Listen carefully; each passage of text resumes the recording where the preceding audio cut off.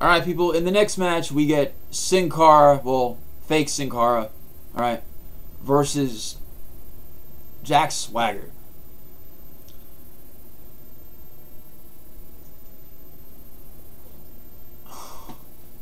Fucking damn it, what a fucking joke.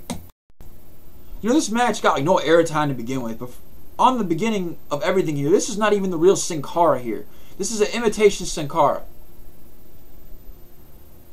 You want to bring up a guy from FCW, alright, fine, I understand that. But does he have to play Sin Cara's role when Sin Cara is supposedly leaving the company? Because WWE cannot deal with his greatness, because he's so great that none of the guys in WWE could compete at his pace, because he is that damn good. So they're firing him because he's too good for the company. What a fucking joke. For God's sakes, fuck this fucking match. This is a joke that this FCW reject, okay, is playing the character of Sin Cara. This is a fucking joke. Alright? Hunico, good for you. You know, I'm glad that you're on TV. Good. But couldn't you have been your own character, for God's sakes? Jesus, man, this is fucking pathetic. And I'm not the most religious person in the world, so if you don't like some of the stuff I say, I apologize. I'm not trying to be offensive, so don't get butthurt. And if you must know, Swagger did lose the match. Hunico did win. There you go. You know, real quick, this whole thing with Vicky Guerrero, this whole feud with, you know, Swagger wanting Vicky Guerrero, and, you know, Ziggler's fighting him for Vicky Guerrero. What are they going to have a feud for it? Or are they going to have Ziggler versus Swagger for the U.S. title and Vicky? Feud of the year, baby! Yes, two heels fighting for some ugly slut and a worthless title. Yay! Alright, people. The next segment, we get a playback from last week's Raw where Kofi Kingston and Evan Bourne, who finally won a championship. Even though it's worthless, he won a championship. Thank God. When Kofi Kingston and Evan Bourne beat the ex-champions in O'Toole and McGillicuddy, okay? My question here is, why is the rematch right after this on a free show that we can see on free TV? Why didn't you have this at Night of Champions? I mean, are they going to have another match at Night of Champions or something? I mean, what's happening here? I'm glad WWE is using the tag team division now, and they're prominently featuring it in the mid-card of the show. And thank you, WWE, for doing that. Hell, the match was over Randy Orton's match. Randy Orton's match was lower in the show.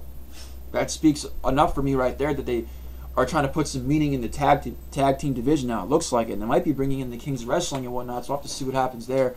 The match itself wasn't great, but it was okay, I guess. It was alright.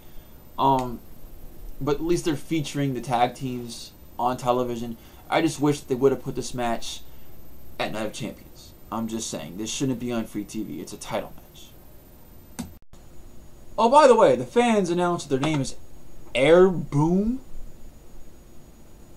They voted for it on WWE.com, apparently. It's Air Boom. That's their name, but yet they both still had separate entrances. Cole announced it at the announce table, so did they not know their tag team name is Air Boom and they're still having separate entrances? I'm a little confused there. Somebody clue me in, please. If you can't, I understand. And at the end of the match, why the hell are O'Tonga or O'Toole and McGillicuddy going to get in Jerry Lawler's face at the announce table? Can't we get announcers out of the wrestling? I'm just saying. They're announcers for a fucking reason, WWE. Fucking Christ. Once again, excuse my biblical French. You know what? Right after this, we get Brie Bella versus Kelly Kelly. We have Eve in the corner of Kelly Kelly and Nikki at ringside for Brie. At one point, Nikki takes out Eve, and then Nikki ducks into the ring, and then Brie rolls out, and then she hits Kelly Kelly with the X Factor, whatever you want to call it, the face buster, okay? 1, 2, 3 in the match. It's your typical Divas match, alright? Unless Beth Phoenix or Natalya or even Maurice or Layla, if she's still with the company, where the fuck is she? If none of these women are in a match, it's never going to be at least good to a great women's match. I'm just saying, alright? Thank God I have Chikara, okay? Because at least in Chikara, they know how to use the women's division correctly. Thank God I have Chikara. Just saying. And real quick, if Natalya and Beth Phoenix are supposed to be these two powerful entities within WWE, and they're the divas of doom, okay? Why are they just featured in a backstage segment in the middle of the match? I'm just saying. Why did they get involved in the match? Why were they not in the match like they said? I agree. Why were they not in this match? What kind of booking is this? Trying to make them look strong. You have Beth Phoenix lose, alright? They already look weak. What are you doing with them? Fucking Christ. Jesus. Mary and St. Patrick. Enjoy my French.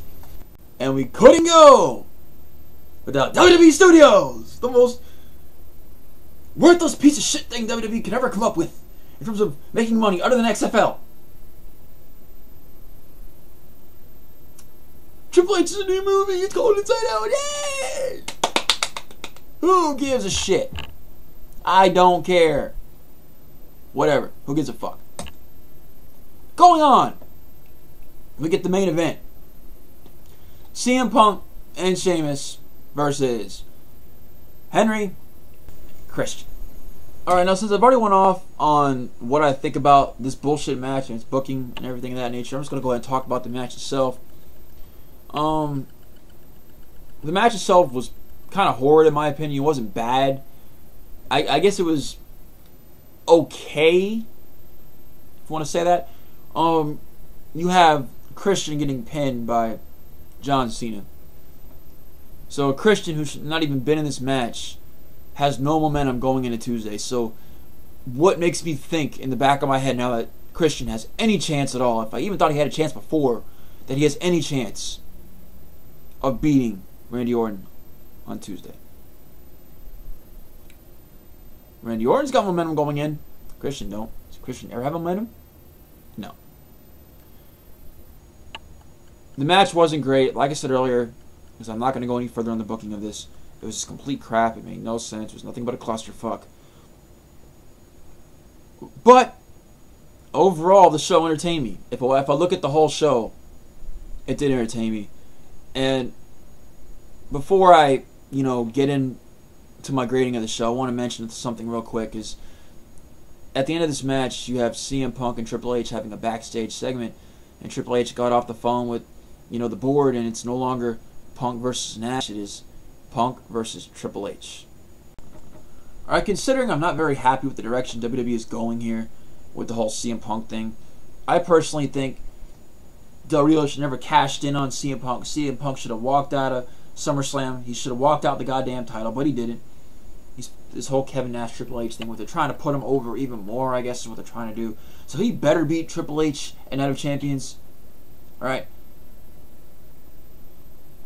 But what I see happening is I see him getting buried at Night of Champions. I see maybe him getting a victory over disqualification because Kevin Nash comes out.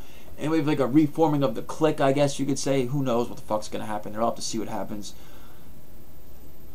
The show itself, this show, Raw, was entertaining.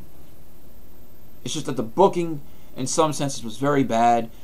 Already went through it in my description of the show. I'm not going to go through it again. What did you people think of the show? Leave video responses. Leave comments. Hit the subscribe button if you already have not. Peace. And excuse the biblical content. Thank you. Show gets a C. Before I leave that out. Show gets a C. Forget my lingo. Peace.